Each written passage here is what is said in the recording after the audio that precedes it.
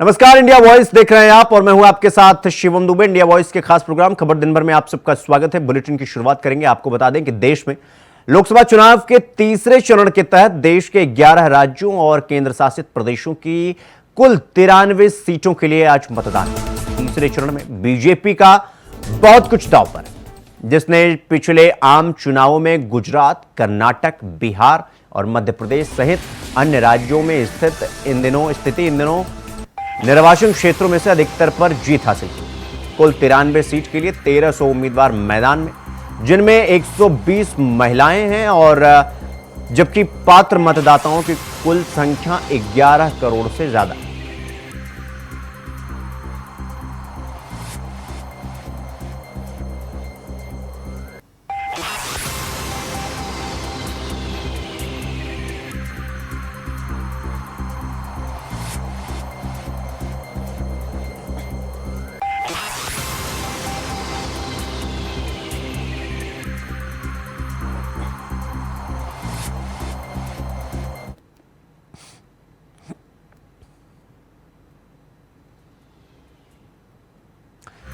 तो चलिए आपको बता देते हैं कि किस राज्य में कितनी वोटिंग हुई। पश्चिम बंगाल में लगभग 74% वोट पड़े हैं। असम की बात करें तो असम लगभग 75% वोट पड़ा है। बिहार में 57% के आसपास वोट डाले गए हैं। छत्तीसगढ़ की बात कर लें तो 36।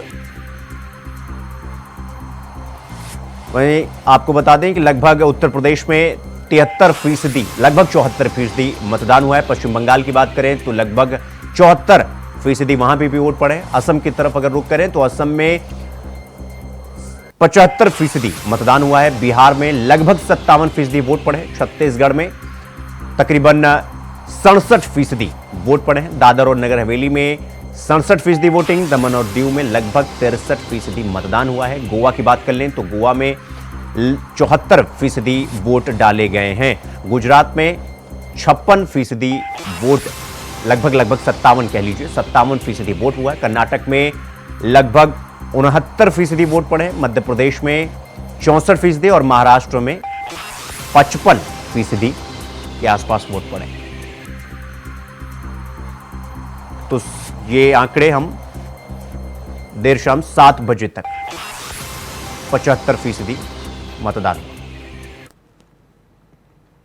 तो वहीं संभल लोकसभा क्षेत्र के लिए चल रहे मतदान में मंगलवार की दोपहर असमोली और संभल विधानसभा क्षेत्र में कई जगह पुलिस पर मतदाताओं को पीटने के आरोप लगे। असमोली के ओबरी में जहां मतदान केंद्र के अंदर अचानक से ज्यादा भीड़ आ गई और वहां कुछ लोगों ने फर्जी वोटिंग की शिकायत की तो पुलिस ने लाठियां भांज दी। यहां आरोप लगा है कि पुलिस ने वोट नहीं डालने दिया और जबरिया पीट दिया। उधर संभल के चौधरी सराय में समाजवादी पार्टी के लगे बस्ता को पुलिस ने हटा दिया।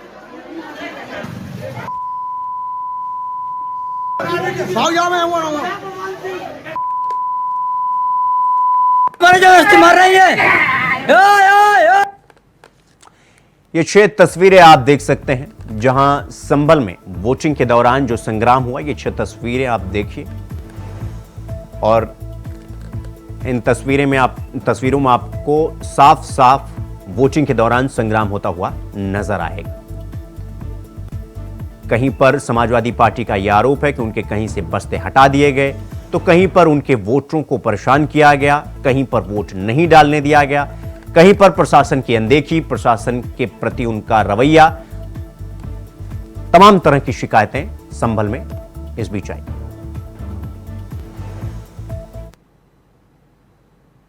तो वहीं हरियाणा में लोकसभा चुनाव के बीच भारतीय जनता पार्टी को बड़ा झटका लगा है। राज्य की सैनी सरकार से 3 निर्दलीय विधायकों ने सरकार से समर्थन वापस ले लिया है। निर्दलीय विधायकों में पंडूरी से विधायक रणधीर गोलन, नीलो खेड़ी से धर्मपाल गोंदर और चरखी दादरी से विधायक सोमवीर सांगवान शामिल हैं। आपको बता दें कि मार्च में भारतीय जनता पार्टी और जेजेपी गठबंधन टूटने के बाद पार्टी ने निर्दलीय विधायकों के समर्थन से सरकार बनाई।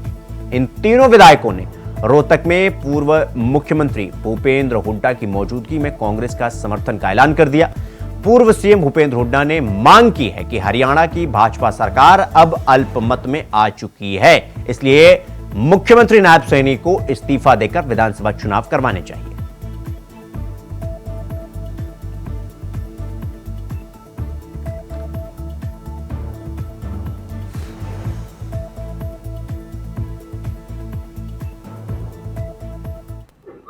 पूछ लो फिर हम बताएंगे। बोल दिया सब ना।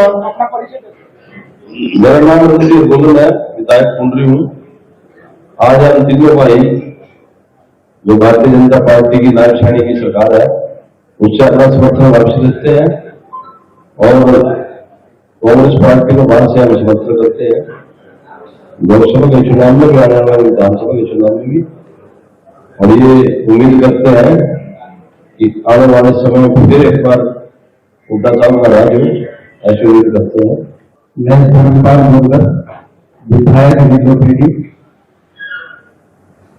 हरियाणा में जो भारतीय जनता पार्टी की सरकार है उससे आज हम समर्थन वापस लेते हैं और कांग्रेस को बाहर से समर्थन देते हैं। हम अपने तन मन से पूरे प्रयास से पार्टी में समर्पित हैं।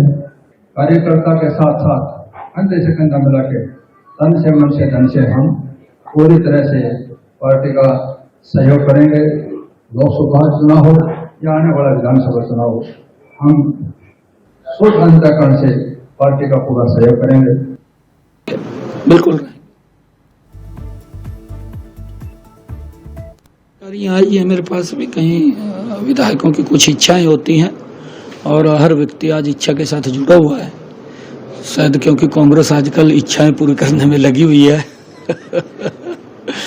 और लोग समझ रहे हैं, लोग सब जानते हैं कि किसकी इच्छा क्या है।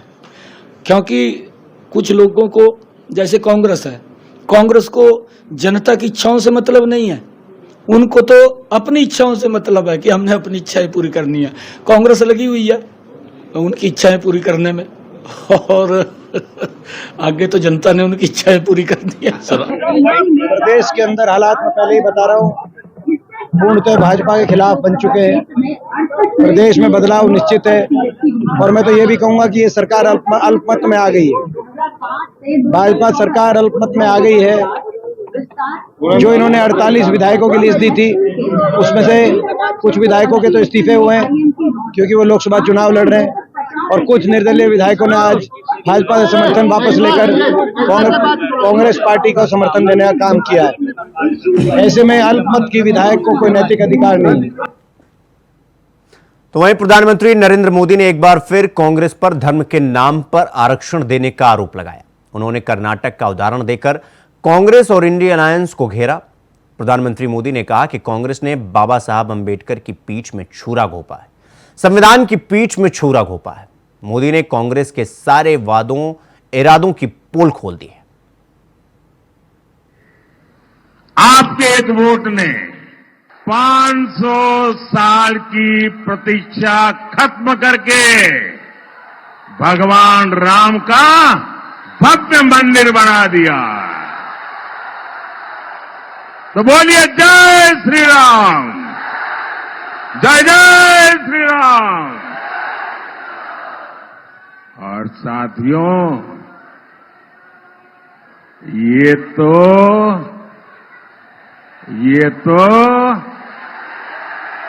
ट्रेलर है, ट्रेलर। अभी तो बहुत कुछ करना है। पाकिस्तान में आतंकी भारत के खिलाफ जिहाद की धमकी दे रहे हैं और यहां के कांग्रेस के लोगों ने भी घोषणा कर दी है, मोदी के खिलाफ वोट जिहाद करो। यानी मोदी के खिलाफ एक खास धर्म के लोगों को एकजुट होकर वोट करने को कहा जा रहा है। सोचिए कांग्रेस किस स्तर पर उतर आई है। हताशा, निराशा ने कांग्रेस को कहां ले जाकर के पटका है। कांग्रेस पर मुस्लिम लीगियों और माओवादियों ने कब्जा कर लिया है। तीसरे ने एक और गहरी साजिश से पर्दा उठा दिया। उन्होंने कहा कि कांग्रेस के शाहजादे का इरादा राम मंदिर पर सुप्रीम कोर्ट के फैसले को पलटने का है। जैसे शहजादे जी ने, पिताजी ने सहबानो केस में सुप्रीम कोर्ट का फैसला पलटा था, वैसे ही कांग्रेस राम मंदिर का फैसला पलटने के लिए सोच रही है। चौथे व्यक्ति ने तो ये भी सनसनीखेज खुलासा किया है, कहा कि ये लोग पिछले 2 साल से एक बड़ी साजिश में जुटे हैं। ये जो कांग्रेस से निकल के आए बोले, मैं इन्हीं की बात बता रहा हूं जी। देश में आग लगाने की बातें कर रहे हैं। भाई और बहनों, कांग्रेस को, इंडी गठबंधन को न हमारी आस्था की परवाह है और न ही देश हित की परवाह है। राष्ट्र विरोधी बातें करने में तो कांग्रेस के लोगों में होड़ लगी है, होड़। वोट के हर चरण के बाद कांग्रेस का पाकिस्तान प्यार चरम पर पहुंच रहा है। इन लोगों के बयान हैरान करने वाले हैं। कांग्रेस के एक पूर्व सीएम ने कहा कि हमारी सेना आतंकी हमले करती है, पाकिस्तान तो निर्दोष है। क्या ये देश का नागरिक ऐसी बातें सुन सकता है क्या? उन्होंने रातों रात एक हुक्म निकाला, फतवा निकाला, सरकारी हुक्म, और रातों रात थप्पे मार करके बना दिया। क्या? उन्होंने ऐसा कानून बनाया कि कर्नाटका में जितने भी मुसलमान हैं, हर बस मुसलमान होना चाहिए, उसको रातों रात ओबीसी घोषित कर दिया, ओबीसी बना दिया। अब इसका मतलब क्या हुआ कि जो ओबीसी को आरक्षण मिलता था 27%, ये रातों रात ओबीसी बन गए। तो उन्होंने ऐसा डाका डाला, ऐसा डाका डाला कि जो पहले से जो ओबीसी है उनके नसीब में था, वो भी आधे से कम हो गया। बुलेटिन में रुकेंगे एक छोटे से ब्रेक के लिए। खबरों का सिलसिला जारी है, फौरन लौट रहा है। ब्रेक के बाद एक बार फिर आप सबका स्वागत है। मेरे साथ रुक करेंगे अगली खबर की ओर। आपको बता दें कि राम मंदिर को लेकर समाजवादी पार्टी के नेता रामगोपाल यादव की टिप्पणी पर उत्तर प्रदेश के मुख्यमंत्री योगी आदित्यनाथ ने कहा कि समाजवादी पार्टी हो या कांग्रेस, दोनों का चरित्र हिंदू विरोधी और राम विरोधी है। ये वही लोग हैं जिन्होंने गोली चलवाई थी, जो राम भक्त और भगवान राम के अस्तित्व को नकारते हैं। इस दौरान मुख्यमंत्री योगी आदित्यनाथ ने क्या कुछ कहा, आइए सुनवाते हैं। पार्टी हो या कांग्रेस, इन दोनों का जो चरित्र है यह हिंदू विरोधी है और राम विरोधी है। जाकी रही भावना जैसी, प्रभु मूरत देखी तिन तैसी। ये राम भक्तों पर गोली चलाने वाले लोग हैं, राम के अस्तित्व को नकारने वाले लोग हैं, मर्यादा पुरुषोत्तम प्रभु श्री राम की ईश्वरीय सत्ता को चुनौती देने वाले लोग ये लोग हैं। तो इनसे ये उम्मीद करना कि ये भारत की आस्था का सम्मान कर सके,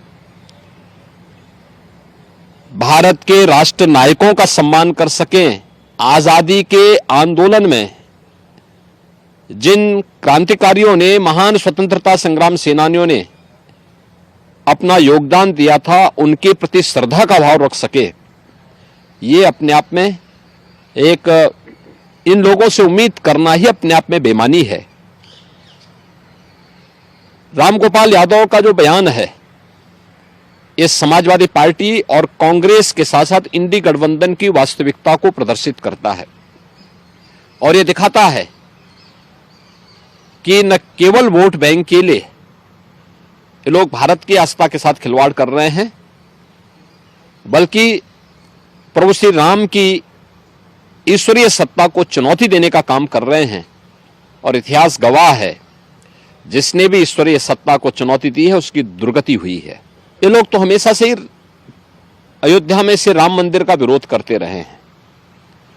कांग्रेस हो, सपा हो, आरजेडी हो, डीएमके हो, ये सभी, नेशनल कॉन्फ्रेंस हो, ये सभी एक ही थैली के चट्टे बट्टे हैं, जिनकी भावनाएं हिंदुओं के विरोध में जाती हैं, भारत की आस्था के विरोध में जाती हैं, जिनका चरित्र तुष्टीकरण की नीति को पोषक करने वाला आतंकवाद समर्थक और मर्यादा पुरुषोत्तम प्रभु श्री राम के आदर्शों के विपरीत जो लोग सदैव आचरण करते रहे हैं, ऐसे लोगों से इससे ज्यादा उम्मीद नहीं की जा सकती है। लेकिन ईश्वरीय सत्ता को चुनौती देने का मतलब विनाशकाली विपरीत बुद्धि, और यही वक्तव्य इन लोगों के आ रहे हैं। इनकी वास्तविक चरित्र को जनता के जनार्दन के सामने ये रख दे रहा है।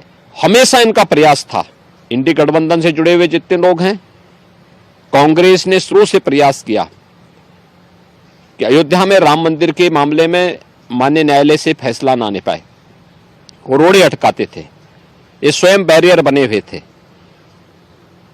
इसके बाद जब ये मामला माननीय उच्चतम न्यायालय में भी गया, तब भी इन्होंने 9 वर्ष 7-8 वर्षों तक कुछ भी नहीं होने दिया इसमें। तो बाद में मोदी जी के नेतृत्व में जब सरकार बनी और फिर प्रक्रिया आगे बढ़ी, फिर राज्य में भी सरकार बनी और फिर इस प्रक्रिया को तेजी के साथ आगे बढ़ाया गया। माननीय उच्चतम न्यायालय ने फैसला दिया, आदरणीय प्रधानमंत्री जी के मार्गदर्शन और उनके नेतृत्व में आज अयोध्या में भव्य मंदिर का निर्माण, और देश और दुनिया का कोटि कोटि श्रद्धालु आकर के अपनी श्रद्धा को व्यक्त कर रहा है, एक नई अयोध्या का दर्शन कर पा रहा है। तो स्वाभाविक रूप से कांग्रेस, सपा या इंडी गठबंधन से जुड़े हुए लोगों का, जिनका चरित्र ही राम विरोधी है, भारत विरोधी है, आतंकवाद समर्थक है, रामद्रोहियों के साथ लोग खड़े हुए हैं, इनसे इससे ज्यादा उम्मीद नहीं करनी चाहिए। मंशा इनकी खतरनाक रही होती है।